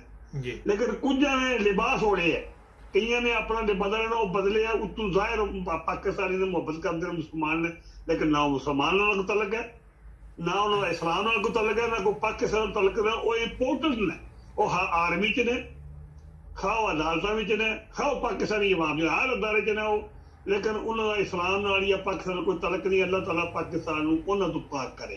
अच्छा एक सवाल है यहाँ पे, यहाँ बंदे निकल गए, इंशाल्लाह निकल गए और पूरी पाकिस्तानी कौम निकलेगी और इन ਜ਼ਾਲਮਾਂ ਨੂੰ ਦਰਿੰਦਿਆਂ ਨੂੰ ਜਿਨ੍ਹਾਂ ਲਿਬਾਦਾ ਉੜੇ ਹੈ ਆਰਮੀ 'ਚ ਵੀ, ਔਰ ਇਹ ਲੈਣ ਹੈ ਪੂਰੀ ਲੈਣ ਨੂੰ ਖਤਮ ਕਰਨਾ ਪੈਣਾ। ਤੁਸੀਂ ਅੱਜ ਦਾ ਪ੍ਰੋਗਰਾਮ ਹੈਦਰ ਮਹਿਦੀ ਦਾ ਪੜ੍ਹ, ਮੈਂ ਤੇ ਇੰਨਾ ਪੜ੍ਹਿਆ ਲਿਖਿਆ ਬੰਦਾ ਨਹੀਂ, ਨਾ ਮੇਰਾ ਕੋਈ ਇੰਨਾ ਨੌਲੇਜ ਹੈ, ਨਾ ਮੈਂ ਕੋਈ ਤਹਿਕੀਕ ਕਰਦਾ, ਮੈਂ ਤੇ ਜੋ ਜ਼ਾਹਿਰੀ ਤੱਕਣਾ जो मेरे माँ बाप नेक माँ बाप का मेरे खून है ना मेरे अंदर। अच्छा ये बताइए सर, ये बताएं कि मेरी बात सुने, ये बताएं कि आप जब से आपने वही संभाला है, हम सुनते आ रहे हैं जी पाकिस्तान नाजुक हालात से गुजर रहा है। मैंने जब से बारा संभाला आपका तो पता नहीं, ये पाकिस्तान नाजुक हालात से आप क्या समझते हैं कि इसमें हमारे जो आर्मी के बड़े अफीसर हैं जो कहते हैं हम सियासत में हिस्सा नहीं लेते और आके वो तमाम बातें सियासी करते, इनका भी कोई कसूर है? और करवा लियो इस वेले जेड़ा ना अल्लाह ताला हर 100 साल बाद दुनिया दे जुल्मियत खत्म करदा ते नवी दुनिया आउंदी है और दुनिया बदल रही है। जेड़ा जुल्म होना सी जितना भी होना हो गया, लेकिन अल्लाह ताला जुमानदा है ਜਿਹਦੀ ਨਾਨੀ ਤੇ ਦਾਦੀ ਬਜ਼ਾਰੇ ਉਹ ਸੜੀ ਅੰਮ੍ਰਿਤਸਰ ਦੀ ਢੋਲ ਵਜਾਉਂਦੀ ਹੈ। ਉਹ ਤੇ ਕਈ ਦਫਾ ਹੋ ਗਿਆ, ਇਹ ਕਈ ਵਾਰ ਗੱਲ ਹੋ ਗਈ। ਨਵੀਂ ਗੱਲ ਕਰੀਏ ਜਿਹੜੇ ਅੱਜ ਦੇ ਹਾਲਾਤ ਨੇ, ਤੁਸੀਂ ਮੈਂ ਨਵੀਂ ਗੱਲ ਕਰਨਾ ਪਿਆ ਤੇ ਤੁਸੀਂ ਜਿਹੜੇ ਇਸ ਵੇਲੇ ਜਿੰਨੇ ਆਰਮੀ 'ਚ ਜਿਹੜਾ ਇਹ ਤੁਹਾਡੇ ਕੇ ਸਾਹਮਣੇ ਗੱਲ ਕੀਤੀ, ਤੁਸੀਂ ਨਵੀਂ ਨਾ ਕਰੋ। ਇਹ ਜਿਤਨੇ ਵੀ ਜਨਰਲ ਨੇ, ਜਿੰਨੇ ਕਿ ਚੰਦ ਵੀ ਜੱਜ ਵੀ ਹੈ ਨਾ, ਸਾਰੇ ਬੁਰੇ ਨਹੀਂ ਹਨ, ਕੋਈ ਡਰਦੇ ਨਹੀਂ ਬੋਲਦੇ, ਕੁਝ ਮਜਬੂਰ ਨਾ, ਲੇਕਿਨ ਕੁਝ ਜੱਜ ਵੀ ਇੰਪੋਰਟੈਂਟ ਨੇ। जितने ऐसे बंदे पार्लीमेंट बैठे जिन्होंने सजाए मौत होनी चाहिए है, जिन्होंने डी चौक तगना चाहिए, आर्मी लीडर बने ने, अदालत लीडर बने ने, मेरी पार्लीमेंट लीडर बने ने। जिस बंदे अज तक सजाए मौत 5 साल पहले इन्हें मुल्क लुटे है और नस के इंग्लैंड बैठे है और ये कहते उन्होंने वज़ीर-ए-आज़म कहा तो मेरी जबान पलीत हो जाती और तो तमाशे का बांदर ये बताइए शक्ल तक नवाज शहबाज शरीफ की इकट्ठे मुस्कुराने की शक्ल है एक। अच्छा ये हसते ना पे आपे च और इन्होंने शक्ल ते पूरा इंदवाता बाहर आंदा है, हसदे ने पर कैसा साडा दा लग्या मुल्क ते है, असी है कौन ते कर की छड़िया पाकिस्तान नाल सी। और इन्होंने शक्ल देखो, दोवां दी फोटो कड्डी इकट्ठे किते हसदे ने पे ते किसे बंदे दी फोटो लई है और तुहानू पता लगेगा इन्हां ही ते बुद्धि च कोई फर्क है। लेकिन मुझे ये बताइए, हम हर मेरी कोई अर्ज है वो तुसीं आख्या सारे वाला साहब दी गल नहीं करनी, मैं करना बच्ची मैं ओ एक मोइदा ते अल्लाह ताला ने मोइदा दसिया कि कोई कौम मोइदा मंगदी ते साले वाला साहब ने फरमाया सी ऊंटली नूं इनू जिथे मर्जी चरे, जिथे मर्जी पानी पीए, इनू मारियो ना। ते जिन्हां 4 बंदियां नूं कतल कीता सी, लेकिन पूरी कौम बोली नहीं और पूरी कौम तबाह हुई। जेड़े जनरल मुहब्बे वतन ने पाकिस्तानी जिन्हें पाकिस्तान की वर्दी पाई है, हलफ चुकी है, उन्हें पेंशन लैनी है, कल मुल्क च रहना, उन्होंने फर्ज बनता कि उन्होंने फड़ ले। अगर वो अज सुते रहे, तकते रहे, तमाशा तकते रहे, उन्होंने काम है अरशे शरीफ शहीद बनना। ये 5-6 जनरल ने, तुम 30 के करीब जनरल हो, तो काम है मुल्क की हिफाजत करनी। अगर तुम अज सुते रहे हो, क़यामत तक सुते रहो, तो भी उन्होंने हिस्सा शामिल होगा, जिन्हें अरशे शरीफ शामिल है, कियानी शामिल है, बाजवा शामिल है, जनाब अली दूजा के ना जो नस के दुबई बैठे मर गए मौत पे, अल्लाह उन्हें माफी दे। जरा केड़ा जी के नाम दे मेरे तो ना तो उसदा नाम भुल गया, जिन्हें एनआरओ पहला दिता है मुशर्रफ मुशर्रफ ना मनो ये बंदा नाम ही मेरी जुबान ते ठहर के चढ़ता है। उन्हें इस तरह की जुल्म किया, अपनी जालिमा किन्ना की तू रुपया कमाया, किन्नी की शोहरत कमाई है। अच्छा ये बताइए, क्यों अब ये बताएं कि ये फौज के 2 जनरल जो आए हैं, इनको क्या जरूरत थी आके प्रेस कॉन्फ्रेंस करने की? ਉਹ ਜਿਹੜਾ ਜਵੇਦ ਸਾਹਿਬ ਚੋਰ ਹੁੰਦੇ ਨੇ ਉਹ ਆ ਕੇ ਆਪਣੀਆਂ ਸਫਾਈਆਂ ਪੇਸ਼ ਕਰਦਾ, ਉਹ ਝੂਠੀਆਂ ਕਸਮਾਂ ਚੁੱਕਦਾ। ਜਿਹੜਾ ਸੱਚਾ ਬੰਦਾ ਹੁੰਦਾ ਉਹ ਨਾ ਸਫਾਈਆਂ ਪੇਸ਼ ਕਰਦਾ ਤੇ ਨਾ ਹੀ ਝੂਠੀਆਂ ਕਸਮਾਂ ਚੁੱਕਦਾ ਤੇ ਨਾ ਹੀ ਮੀਡੀਆ ਤੇ ਆਉਂਦਾ। ਇਹਨਾਂ ਦੀਆਂ ਮਜਬੂਰੀਆਂ, ਜਿਹੜਾ ਅੰਦਰ ਚੋਰ ਹੈ ਨਾ, ਜਿਹੜੇ ਮੁਲਕ ਦੇ ਦੁਸ਼ਮਣ ਨੇ, ਇਹ ਮੁਲਕ ਦੇ ਦੁਸ਼ਮਣ ਨੇ, ਉਹ ਅਸਲ ਇਹ ਨਹੀਂ ਬੋਲਦੇ ਪਏ, ਬਾਜਵਾ ਬੋਲਦੇ ਪਏ, ਔਰ ਇਹਨਾਂ ਨੂੰ ਸਫਾਈਆਂ ਪੇਸ਼ ਕਰਨੀਆਂ ਪੈਂਦੀਆਂ। ਜਿਹੜਾ ਸੱਚਾ ਖਰਾ ਬੰਦਾ ਵੇ, ਮੈਂ ਹੁਣ ਇੱਥੇ ਗਰੀਬ ਬੰਦਾ, ਤੁਸੀਂ ਯਕੀਨ ਕਰੋ ਜਵੇਦ ਸਾਹਿਬ ਮੈਨੂੰ ਚੈੱਕ ਕਰ ਲਿਓ, ਮੈਂ ਬਿਮਾਰ ਆ, ਮੈਨੂੰ ਸਰਜੀ 2 ਵਜੇ ਫੋਨ ਕਰਿਓ, ਅਗਰ ਮੈਂ ਫੋਨ ਨਾ ਚੁੱਕਿਆ ਤਾਂ ਆਖਿਓ ਯਕੂਬ ਤੂੰ जानती है बड़ा बड़ा चले ये तो ठीक है, डर कोई नहीं है। अच्छा ये बताएं कि अब इमरान खान को आज शेख रशीद को भी गिरफ्तार करने की कोशिश की जा रही है, तो आप समझते हैं कि इस वक्त गवर्नमेंट जो है मौजूदा ये भाग जाएगी? क्योंकि मेरी इतला के मुताबिक ये भागने की भी तैयारी कर रही है। एकदम भाग गया जो बंदर है, वो तो कल गया सऊदी अरब, तू पर दस गए इंग्लैंड पास, तो पाकिस्तान मुल्क की हालत जे ਕਿ ਜਿਹੜਾ ਵਜ਼ੀਰ ਮਰਾਇਆ ਨੇ ਉਹ 2 ਦਿਨ ਪਹਿਲਾਂ ਨਸ ਕੇ ਉਹਨੇ ਤੱਕਿਆ ਬਈ ਲਾਹੌਰ ਦਾ ਮੈਂ ਟੈਂਪਰੇਚਰ ਵੇਖਾਂਗਾ ਫੇਰ ਉਹ ਆਵਾਂਗਾ, ਜੇ ਠੰਡਾ ਹੋਇਆ ਤੇ ਆ ਜਾਗਾ, ਗਰਮ ਆ ਉਹ ਨਸ ਗਿਆ ਦੱਲਾ, ਉਹ ਵੀ ਨਸਿਆ, ਸਾਖਾ ਵੀ ਨਸਿਆ। ਪਿੱਛੇ ਇੱਕ ਭਾਗੇ ਡੁੱਡਗੀ ਵਾਲਾ ਬਾਂਦਰ ਮੁੱਛਲ, ਇਹਦੀਆਂ ਮੁੱਛਾਂ ਨੂੰ ਰੱਸੀ ਹੁਣ ਪੈਣੀ ਹੈ। ਇਹ ਖੁਦਾ ਦਾ ਨਿਜ਼ਾਮ ਹੈ ਬੰਦੇ ਦਾ। ਇਹ ਸ਼ੇਖ ਰਸ਼ੀਦ ਨੂੰ ਫੜ ਲੈਣ, ਇਹ ਇਮਰਾਨ ਖਾਨ ਨੂੰ ਫੜ ਲੈਣ, ਇਹ ਬਾਬੇ ਗੁਲਾਮ ਸਾਹਿਬ ਨੂੰ ਅੱਗੇ ਫੜ ਲੈਣ, ਇਹ 10 ਬੰਦੇ ਹੋਰ ਫੜ ਲੈਣ, ਕਦੇ ਇੱਕ ਟਿੱਕਰ ਵੀ ਖਲੋ ਗਿਆ ਨਾ ਪਾਕਿਸਤਾਨ ਅੱਜ ਤੇ ਇਹ ਨਹੀਂ ਬਚ ਸਕਦੇ। ਇਹ ਦੁਨੀਆ ਨੂੰ ਨਹੀਂ ਰੋਕ ਸਕਦੇ। ਜਿਹੜੀ ਖੁਦਾ ਦੀ ਖੁਦਾਈ ਹੈ ਨਾ, ਜ਼ੁਬਾਨੇ ਖਲਕ ਨਕਾਰਾ ਖੁਦਾ ਹੁੰਦੇ ਜਵੇਦ ਸਾਹਿਬ, ਇਹਨਾਂ ਦਾ ਜ਼ਾਲਮ ਦਾ ਵਕਤ ਆ ਗਿਆ। ਰੱਬ ਨੇ ਜਿਹੜੇ ਅੱਗੇ ਕੌਮ ਨੇ ਗੁਨਾਹ ਕੀਤੇ ਨੇ ਨਾ, ਉਹ ਸਲਾਬ ਵਿੱਚ ਧੁਲ ਗਏ ਨੇ। ਹੁਣ ਜਿਹੜਾ ਇਹ ਕੌਮ ਨੂੰ ਨਹੀਂ ਦਬਾ ਸਕਦੇ, ਜੋ ਮਰਜ਼ੀ ਕਰ ਲੈ, ਕੋਈ ਫੌਜ ਕੋਲੇ ਨਹੀਂ ਚਲਾਣੀ, ਕਿਉਂਕਿ ਫੌਜ ਨੂੰ ਪਤਾ ਗੱਦਾਰ ਤੇ ਨਾ, ਅਸੀਂ ਤਾਂ ਗੱਦਾਰ ਨਹੀਂ, ਸਾਡਾ ਦੇ ਮੁਲਕ ਜਿਹੜੀ ਫੌਜ ਵਿੱਚ ਬੰਦੇ ਨੇ, ਜਿਹੜੀ ਆਰਮੀ ਹੈ, ਉਹ ਤੇ ਸਾਡੇ ਬੱਚੇ ਨੇ, ਸਾਡੇ ਭਤੀਜੇ ਨੇ, ਸਾਡੇ ਭਾਂਜੇ ਨੇ, ਸਾਡੇ ਮੁਲਕ ਦੇ ਮੁਹੱਬੇ ਵਤਨ ਸ਼ਹਿਰੀ ਨੇ। ਇਹ ਮੁਲਕ ਉਹਨਾਂ ਦਾ, ਉਹਨਾਂ ਕੱਲ ਮੁਲਕ ਚਲਾਣਾ, ਉਹਨਾਂ ਅੱਗੇ ਆਉਣਾ, ਉਹਨਾਂ ਇਹਨਾਂ ਜ਼ਾਲਮਾਂ ਦੇ ਲੱਗੇ ਆਵਾਮ ਮਰ ਕੇ ਆਪੂ ਨਹੀਂ ਮਰਨਾ, ਉਹਨਾਂ ਆਪੂ ਮਰਨਾ, ਉਹਨਾਂ ਮੁਲਕ ਬਚਾਣਾ, ਉਹਨਾਂ ਇਹਨਾਂ ਨੂੰ ਮਾਰਨਾ, ਆਵਾਮ ਨੂੰ ਨਹੀਂ ਮਾਰਨਾ। ਇਹ ਨਾ ਫੁੜਕਾਂ ਡਏ ਨੇ ਇਹ DGI ISI ਤੇ DGI SPR ਤੇ ਜਿਹੜਾ ਦੂਜੇ ਦਾ ਜਿਹੜਾ ਉਹ ਰਾਣਾ ਮੁੱਛਲ ਹੈ, ਐਵੇਂ ਭੁਲੇਖੇ ਵਿੱਚ ਨੇ। ਇਹ ਪੁਲਿਸ ਨੇ, ਇਸ ਫੌਜ ਨੇ ਇਹਨਾਂ ਨੂੰ ਕੁੱਤਿਆਂ ਨੂੰ ਮਾਰਨਾ, ਉਹਨਾਂ ਕਦੇ ਆਵਾਮ ਤੇ ਗੋਲੀ ਨਹੀਂ ਚਲਾਣੀ। ਉਹ ਇਹ ਤਾਂ ਲੱਗੇ ਨਾ, ਉਹ ਨੌਕਰੀ ਸਿੱਧੀ ਪੇ ਕਰਦੇ ਨੇ ਆਪਣੀ। ਜਦੋਂ ਉਹਨਾਂ ਆਵਾਮ ਦਾ ਆਈਏ ਤਾਂ ਉਹਨੇ ਖਾਲੀ ਕਰਜੀ, ਉਹਦੀ ਬੜੀ ਪਲਾਨਿੰਗ, ਉਹਨੂੰ ਖੁਦਾ ਨੇ ਬੜਾ ਅਕਲ ਬਖਸ਼ੀ ਹੈ, ਉਹ ਕਪਤਾਨ ਪਿਆ, ਉਹ ਸਹੀ ਕਰਦਾ ਪਿਆ, ਉਹ ਲੋਕਾਂ ਨੂੰ 7 ਦਿਨ ਨੂੰ ਠਿਕਾਣਾ ਓਪਨ ਨਹੀਂ ਕਰਦਾ, ਕੁਝ ਕਰਦਾ। ਇਹਨਾਂ ਆਵਾਮ ਨੇ ਜਿਸ ਵੇਲੇ ਇਸਲਾਮਾਬਾਦ ਗੁਜਰਾਤ ਆ ਕੇ ਇਮਰਾਨ ਖਾਨ ਦੇ ਨੇੜੇ ਆਉਣਾ, ਇਹਨਾਂ ਲੋਕਾਂ ਪਿੱਛੂ ਰਲਣਾ, ਉਹ ਲੋਕਾਂ ਨੂੰ ਜਗਾਉਂਦਾ ਪਿਆ, ਜਗਾ ਕੇ ਆਪਣੇ ਆਪਣੇ MNA MP ਕਹਿੰਦੇ ਉਹਨਾਂ ਪਿੱਛੂ ਰਲਣਾ। ਜੇ ਲੋਕ 7 ਦਿਨ ਪਹਿਲੇ ਸੜਕਾਂ ਤੇ ਬਹਿਣ ਲਾ ਪੈਣ कौम थक जाती है। जिਵੇਂ साहब ਤੁਹਾਨੂੰ पता है। अच्छा ये बताइए कि ये बताएं कि इस वक्त कौम को आप क्या कहना चाहेंगे कि अगर आप ये घरों में बैठे रहे तो सारी जिंदगी फिर इनकी गुलामी करते रहेंगे? गुलामी नहीं करना, मुल्क नहीं रहना। नाउज़ बिल्ला मेरी जुबान पे खुदा अग लाए, मैं करना पे जी उन्होंने ना कौम बाहर निकली जेडे त्राचार आए ने इन्हें मुल्क नहीं छड़ना कर मारे। अच्छा ये बताइए, अच्छा आप मेरे से सीनियर हैं, ये बताएं कि जो 71 की जंग थी उसमें फौज की कौन सी गलती थी जो मुल्क को ले डूबी? 71 की कोई गलती नहीं, बकवास कर न्याजी ते ब्रिगेडियर पैदा, जनरल पैदा, बड़ी बड़ी गैरतमंद को, और न्याजी तो एक जरा खाली न्याजी गलती नहीं सी जब मुल्क कहीं चले गया थानू क्या गाल रख शरीफ खानदान नहीं। मैं कह रहा है कि 71 ਦੀ ਜੰਗ ਜਿਹੜੇ ਸਾਹਿਬ ਮੇਰੀ ਇੱਕ ਮਿੰਟ ਸੁਣ ਲਓ ਪੂਰੀ 2 ਮਿੰਟ ਗੱਲ ਮੇਰੀ।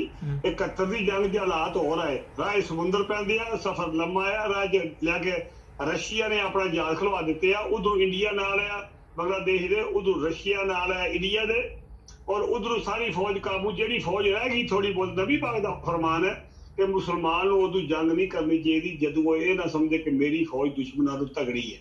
ਜਦੋਂ ਸਮਝੇ ਮਾੜੀ ਹੈ ਤੇ ਨਾ ਆਪਣੀ ਰਹਿੰਦੀ ਖੰਦੀ ਫੌਜ ਬਣਾਓ ਤੇ ਨਾ ਆਪਣੀ ਬੀਸੀ ਕਰੋ। ਨਿਆਜ਼ੀ ਠੀਕ ਕਿਤੇ ਤੇ ਬਕਵਾਸ ਕਰਦੇ ਨੇ। ਤੁਹਾਡਾ ਕੋਈ ਪੁੱਤਰ ਵੀ ਹੈ ਬਾਪ ਦਾ ਜਾਂ ਪੁਲਿਸ ਵਿੱਚ ਜਾਂ ਫੌਜ ਵਿੱਚ?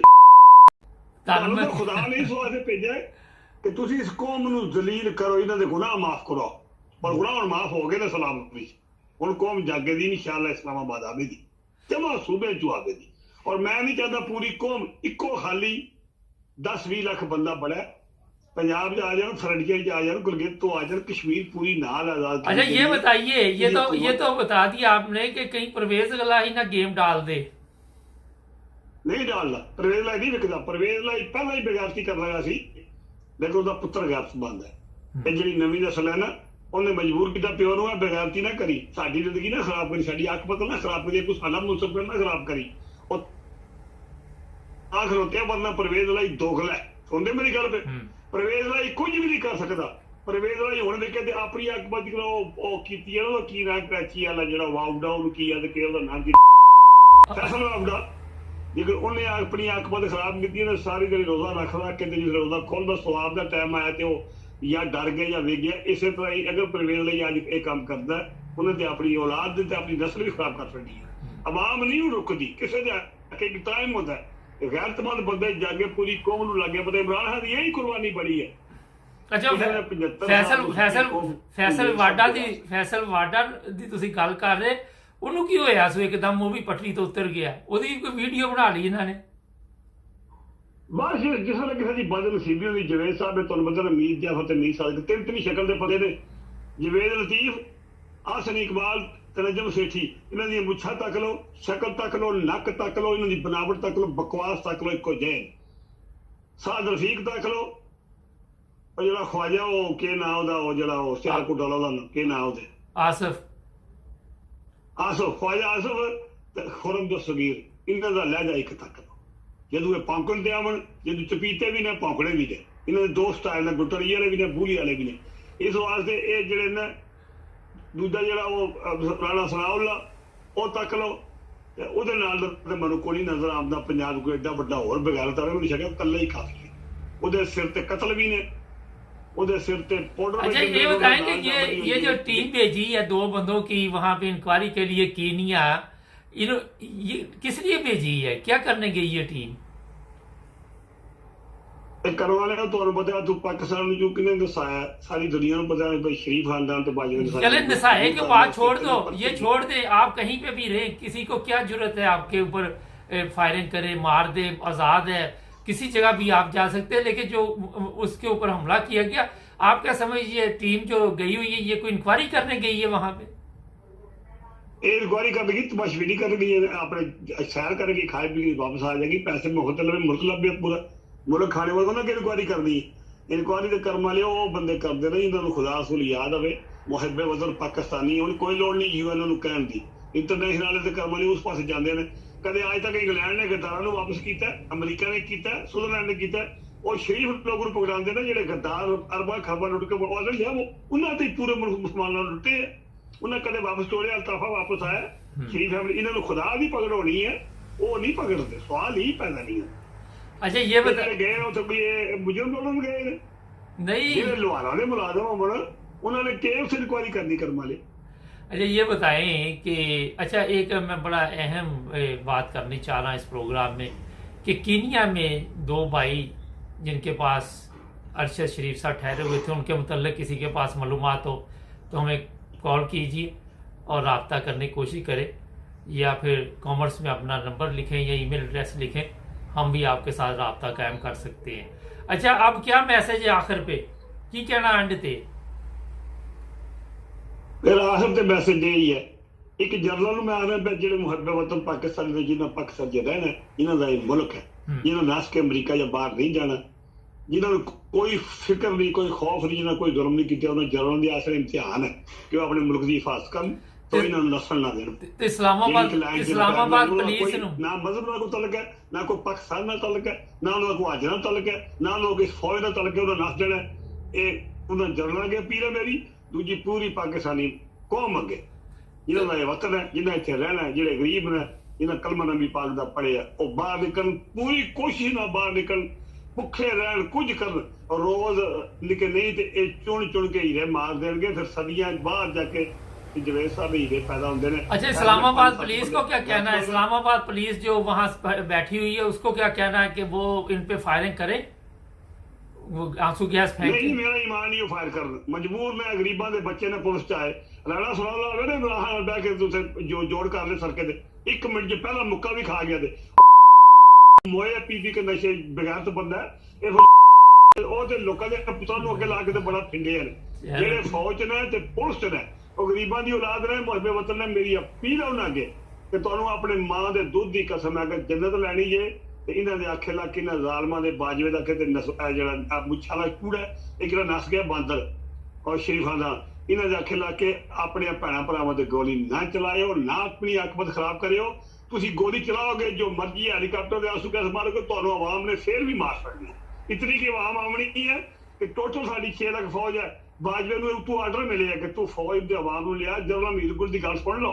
जनरल हमीद गुल क्या सी, वो एक फकीर इंसान है, मैं उसकी अजमत को सलाम करना, मैं रजी अल्लाह तआला हो कहना। उन्हें आख्या सी कि मैं उस वक्त तो खौफ है कि जो मेरे मुल्क की आवाम से फौज आमने सामने आ गई। उन्हें पता सी 22 करोड़ आवाम है, कम अज कभी 4 करोड़ के आवाम मरद है जवान गैरतमंद, वो तो डंडियां नाल बड़े ने, ते 6 लाख फौज है। फौज गई तो मुल्क किधर गया? इस वास्ते फौज नूं ते पुलिस अगे मेरी अपील है, ये वतन तुहाडा है, तुसां इत्थे रहना, ये तुहाडे भैणां भरा जेहड़े दुखी ने, इन्हां नूं ना गोली मारियो, ना इन्हां ते आंसू गैस मारियो, ना जुल्म करियो, ना जंग शामिल होवे। बहुत शुक्रिया सर। अच्छा नाज़रीन, मैंने ये प्रोग्राम जब शुरू किया तो ये बुजुर्ग बड़े गर्म थे, गालियाँ भी निकालते थे। फिर मैंने इनको समझाया कि गाली नहीं निकालनी, आप भी माजरत चाहते हैं, कोशिश करेंगे वहाँ से काट दिया जाए। प्रॉब्लम ये है कि इस्लामाबाद पुलिस को मेरा भी एक बड़ा अहम पैगाम है, और पाक फौज को भी। देखें, आप इस वतन के बेटे हैं, इन लोगों ने जो टैक्स दिया है उससे आपकी तनख्वाहें जाती हैं। ना तो राना सनाउल्लाह ने कोई टैक्स दिया है, ना नवाज शरीफ ने दिया है, ना ही दूसरे लोगों ने दिया। ये मुल्क लूटते रहे। और अगर आप कुत्ता भी घर में रख लें तो वो भी पालतू होता है, वो भी अपने मालिक का वफादार होता है। हाँ, अब तो इंसान है, अशरफुल मखलूकात है। मैंने ये कुत्ते की मिसाल इसलिए दी, बनती तो नहीं थी, लेकिन जो हालात आज मैं देख रहा हूँ बहुत ही खौफनाक है। अगर आप राना सनाउल्लाह के कहने के ऊपर अवाम के ऊपर आंसू गैस फेंकेंगे, अगर फौज है वो अपने लोगों पे जुल्म करेगी, तो अवाम इनको कभी माफ़ नहीं करेगी। आपको आज अपना जो भी खून है उसे हलाल करना होगा। आप उन माओं के बेटे हैं जिन्होंने बड़ी मेहनत के साथ आपको पाला और फौज में और पुलिस में भर्ती करवाया ताकि मुल्क और कौम की खिदमत करें। उसमें ये नहीं आता कि आप अपने लोगों पे जुल्म करें। 25 मई वाला वाक़या दोबारा नहीं होना चाहिए। अगर आप देखें कि अवाम जो फैसला दे चुकी है तो फौरी तौर पर इस गवर्नमेंट के साथ तल्लक ख़त्म कर दें और इमरान खान का साथ दें। ये मैं आपको एक पैगाम दे रहा हूँ। आप अगर चाहते हैं कि इसी तरह गुलामी की ज़िंदगी गुजारते रहे, 70 साल से हमें इन लोगों ने लूटना शुरू किया हुआ, लोगों को ये बताते रहे कि मुल्क नाजुक हालात में, और अपनी इनकी ज़िंदगियों की याशी चलती रही। ये चंद ख़ानदानों ने पाकिस्तान का जो हाल कर दिया। अगर तो आप समझते कि ठीक है तो फिर फैसला आप भी कर सकते हैं। हमारे चैनल को सब्सक्राइब करें, जुड़े रहे हमारे साथ।